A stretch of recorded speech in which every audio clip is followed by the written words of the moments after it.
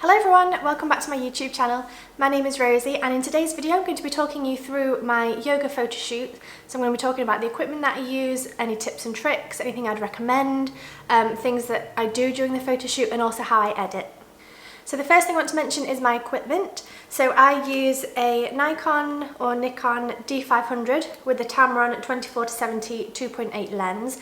This is what I use for like 99% of my shoots. I never particularly change.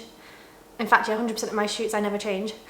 This lens is incredible for lots of different photo shoots because you can zoom in and because of the 2.8 aperture. So I highly would recommend buying something similar to this if it's not the Tamron, maybe the Canon or the Nikon one itself. But it is incredible. And then the D500, I'm going to do videos on these items separately anyway about why I bought them. But in particular this one has a very high frames per second and it can actually shoot 10 frames per second. So for jumping shots or things like that, which I'll insert one here so you can see what I mean, you just press the shutter and then you can capture movement really wonderfully. So this is my equipment. Everything is linked down below if you are interested in purchasing anything, if you're new to photography, if you want to upgrade, anything like that. Everything that I use, my filming equipment, my photography equipment, everything is linked down below. So go and have a look there if you want to buy some equipment. So the next thing to consider when doing a photo shoot is obviously the time of day and the location. So I chose to do this photo shoot super early in the morning. I actually wanted to get some silhouette photographs, which didn't work out in the end, which is such a shame, but I'll have to do it another time with somebody else. But basically we got to the park at about 6:30 in the morning. We wanted to be there just before sunrise so that we would get all the beautiful colours and then hopefully see the sun rising. Unfortunately, on this day it was cloudy and overcast and quite grey. So this is where editing comes in. I'm going to talk about this at the end of the video. But you can always make a not so great situation. You can still get wonderful photographs. And the location I chose, there's a park on, it's like 79th up until 85th on Collins in Miami Beach. I chose this place because I know that there's palm trees and there's the lifeguard towers, which we didn't actually use in the end, but we could have done. And there's the beach and there's also kind of park and green area. So it's a great location to get different shots within the same photo shoot. So that's what I'd recommend as well, is to think about the location. Where can you go that you can get several different photographs without moving far, within a 5-minute walk. These locations are great because you get lots of variety in your shots and you can provide your client with lots of different photographs that they can use on their Instagram or website or whatever, and have a good mix to choose from. So something to pay attention with when you are photographing people is to get lots of different photographs and different angles and different perspectives, things like this. So always try and think about the most flattering angle for your model and what they're doing and how they're standing and things like this, and incorporate that within your photo shoot. Obviously with this photo shoot I use a 24-70, so I got some wider shots, but then also zoomed in without having to move myself. I zoomed right in and got some beautiful cropped images as well. So make sure that even if you don't have the lens that can zoom in and out, make sure that you're moving forward and backwards so that you get some interesting shots and some variation. And also remember that you have 2 feet and you can use them. I know some photographers, and I tend to do this as well sometimes in photo shoots, just get stuck in one position and don't move and don't get any different angles. So what you should try and do is, especially with yoga or something like this where they're not particularly moving and it's not like a couple shoot where you have to direct them a lot, is to try and shoot from this angle, this angle, get lots of different angles and different perspectives as well, looking up at them, looking down at them, looking straight forwards. All these different tips and tricks will help improve your photography and also, like I said before, give you a huge variety of photographs to choose from. The next thing is, just because you're doing a yoga photo shoot doesn't mean that you can't do portraits as well. So set up maybe whilst we're on the beach, rather than doing a yoga pose, I had her sit next to the water and just relax, just meditate or sit out into the water and pretend, I wasn't there. Have some more lifestyle shots that are more casual and more chilled and less posed, and you can also get some close-ups, like actual just portraits of the face, of them smiling, of them looking to the distance, all these different things. Again, it's all about providing variety and different shots and different angles so that you have lots of different content for your Instagram, but also so your client has lots of content for their Instagram or their website or for showing people. The more you can provide, the more other people will then look at your work and be like, oh wow, I want to book in because I'm not just getting one angle in one position in one location with one time of day and that's it. You're booking for a photo shoot with me and you're going to get 3 locations with 3 outfits and loads of different photographs and loads of different poses. So try your best to think about different ways that you can get these different angles and different shots. Something else I would highly encourage and recommend if you're working with models is to be super encouraging and supportive of the work that they're doing and the photographs that you're taking. Even if they're not great, you can't say to the client, oh, these aren't great, I don't like these.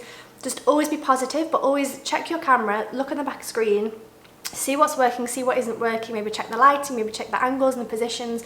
You're the one in control of the photo shoot, so you can tell them to move around or switch angles or face a different direction, but don't ever portray that to the client that you're not happy, because that will make them feel uncomfortable and uneasy and a bit on edge as to whether you're doing the job properly. So always try and be super supportive and encouraging. Say like, yes, oh my God, these are great, I'm so excited, woo! Like high energy, super excited about the photographs, sorry. So then, you know, they're super pumped and excited to carry on going and to try and do better and do more. Whereas if you're a bit like, yeah, no, I don't like it, they're gonna be like, oh, okay, and they're gonna think it's their fault, and maybe that'll, you know, dampen their creativity and confidence. So you do need to try and instill that confidence in them and tell them they're doing a great job, everything's amazing.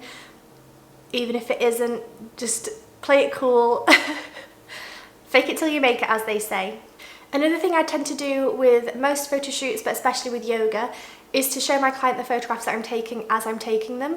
So we'll do a couple of poses, take some photographs, and I'll be like, hey, look what's happening, look what I'm getting, look what's working. So then they can see the photographs and think, oh wow, this is actually going really well. And that encourages them again, it makes them feel more confident and comfortable and, you know, feel like they're doing a really good job. And it'll push them a little bit further to continue and to, you know, do well. I think sometimes when the clients can't see the photographs, they can't quite envision what's happening, and maybe they feel a bit self-conscious, not so much with yoga and things like this, but more with like couples, families, you know, maybe they're conscious about their weight or about angles or whatever it is they're conscious about. If you show them the photographs and say, look how amazing these are, you look stunning, you're doing such a good job, that's so encouraging for them, and then they want to carry on and do more and more.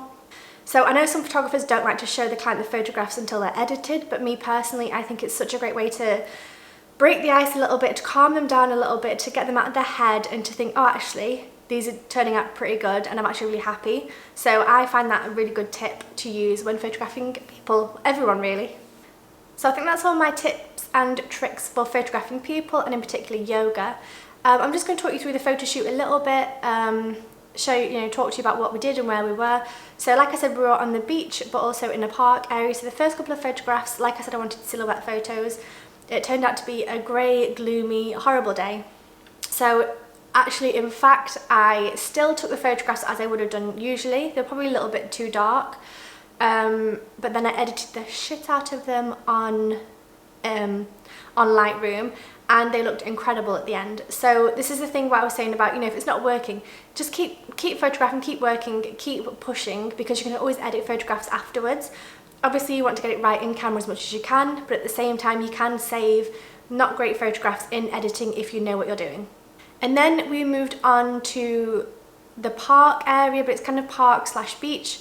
So there's sand and there's like a volleyball court, there's also palm trees in the background. And actually for this set of the photographs, she wore a palm print yoga outfit, which was awesome. So this is another thing I'd recommend, is make sure that your client knows exactly where you're going to be taking the photographs and what you want them to wear. So if your brand is very like white and neutral and creams and beiges, make sure they wear those colours, because if they turn up wearing a hot pink dress, it's not going to suit your brand, it's not going to suit your editing, it's not going to suit anything that you usually do. So make sure you're very clear on what you want them to wear. And actually with this photo shoot, I aspired she would wear black for the first portion because I thought it was going to be silhouette anyway. So she wore black for that one, and I told her we'd be photographing next to the palm trees. So I was like, if you have anything bright and colourful or patterned or tropical, wear that. And then for the third one, we'd be back on the beach, and she wore a blue kind of purpley toned outfit. So make sure you tell your clients what you expect them to wear, or what you would like them to wear at least, so they can plan, and the photographs are a lot better than if she'd have just turned up with loads of different clothes that didn't really suit the area or suit what we were doing or where we were. So yeah, make sure you consider outfits and make sure a client knows what to bring with them. So like I said, we were amongst the palm trees and the sand, and it was super beachy and tropical, and she wore this gorgeous outfit which looked perfect there. And then we moved on to the beach, and this time, because in the morning it was dark and gloomy and grey and miserable, by the time we'd done the second shoot and then on to the third section of the photo shoot, had begun to get a little bit sunnier and brighter. So even though we did 2 of the sessions on the beach, they look entirely different because one of them is I edited them pink, but it was very dark and gloomy, and then the other half was bright and blue skies and lovely sand. So at the end of the photo shoot, make sure that your client knows exactly how they'll receive the photographs and when and where. This is very important because they want to be, rest assured that, they're going to get the photographs in a couple of days or in a couple of weeks or however long it takes you to edit. Make sure you tell them. And then I would also recommend doing better than what you say. So I usually tell people, oh, it'll be about a week, and then I deliver the photographs in about 3 or 4 days. And then they're like, oh my God, I got the photographs early, so pumped and so excited about it. So that's another thing I'd recommend is like under promise and over deliver with everything you do. So now I'm going to talk to you briefly about editing. I will be doing more videos talking about presets, how to edit, Lightroom, settings, all these kind of things. So if that's interesting for you, please do subscribe down below. I'll post photography videos every single Friday, whether it's equipment or editing or tips and tricks or anything to do with photography. I post on Fridays, so make sure you sign up down below by subscribing to my channel. So like I said, the first set of photographs were slightly dark. I'm going to be putting before and after photographs here so you can see what I do when I edit and how I change them and how they look in the end. So the first couple of photographs, I've got my phone here just for reference on my Instagram, which is sacredflow.photography, if you want to follow me on there and see what I'm up to. So like I said, the first section of photographs was quite dark and gloomy. However, when I edited it, I made it quite pink and purpley toned. I really didn't want to deliver dark grey photographs from Miami especially, so I tried to make it seem like it was a beautiful sunrise and it was all pinks and beautiful pastel colours, and I completely blagged this one. Like, it's not at all how it looked, but I'm so happy with the photographs and I'm so happy she wore black. I think if she'd have worn something contrasting to the way I'd edited it, it could have looked a little bit off, but I think the black works amazingly. And then the second set of photographs with the palm trees and the beachy scene with her patterned yoga outfit. Again, I brightened them slightly. I used a preset. I think actually what I did was created a preset for these photographs, which is generally what I do. I tend to create presets for that exact photo or for that exact set of photos, and then apply it to all of them, well, all of the ones that I use, tweak them slightly if I need to with the exposure and things like that. But I do have presets. I have loads of presets, but I still tend to make one specifically for that set of photographs, so I know the colours are correct, the tones are correct, the exposure's correct, the contrast, everything else. It all suits those photographs rather than just sticking a preset on it and that being done. I work very much for those specific photographs to make sure they're the best they can be. And something that's also very important to me is skin tone. So you've got to make sure that it's pinky enough and orangey enough without being too much and without being too little, too blue. That's something I spend quite a bit of time on, is my pinks and oranges and the temperature and the tint. I really want to make sure that the skin tones are gorgeous, rich colours that are not too fake, but they're not too muted either. And then we went on to the beach, like I said, for the last set of photographs. I wanted these to be quite bright. So the sky is slightly overexposed in these, but I don't mind that at all. I like the colour of the sand. I like the blue tone in the back. It's very neutral, very soft, very romantic, very clean, and it's also very different to the other 2 photographs. Like I said, the first ones were quite dark and pink. The second ones were a lot of green and bright colours and tropical. So these ones I wanted them to be a lot calmer and blues and beiges and softer, which I think I've really achieved here with the editing. And then the sun came out and we actually got this incredible jump shot. I showed it earlier in the video, but it's just amazing. She used to be a ballet dancer. Ballet dancer or just dancer? I'm not sure. I think ballet dancer. So she's incredible at jumping and doing these wonderful poses. So that's probably one of my favourite shots. But my other favourite shot, we were on the beach, like I'd said. We'd moved closer to the water and then the sun came out and it was stunning and orange, and it was still early morning, probably about 7:30 by this time. So the sun was still orangey coloured and warm and gorgeous, and there was loads of seagulls on the beach.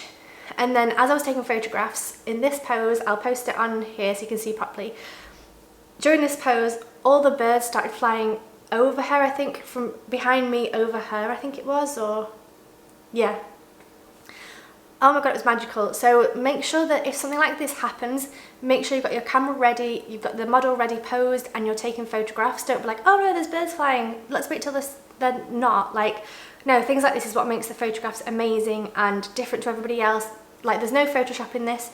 She actually told me that one of her previous photographers will edit birds into photographs, which I don't do any of that. edit the colours a little bit and things like this, but I don't ever add or particularly subtract from photos. So the fact that we were able to get this photograph naturally without having to, you know, Photoshop or scare the birds or plan it in any way, amazing. I'm so happy with this one. It's my favourite one from this shoot. So I will be also posting a video talking about how I share my photographs afterwards, which website I use, how I do it, how I send the gallery. I'll also be doing videos on Instagram and how to grow your brand, how to gain more followers. All this information is to come, so please do subscribe. If you have any questions about yoga photography, photography in general, about the camera, about editing, please leave them down below. I'm always on YouTube. I will always answer your questions. And let me know down below, which was your favourite photograph that you've seen on this video? Was it the last one like mine, or do you prefer a different photograph? Let me know, and I will see you in the next video. Thank you so much. Bye!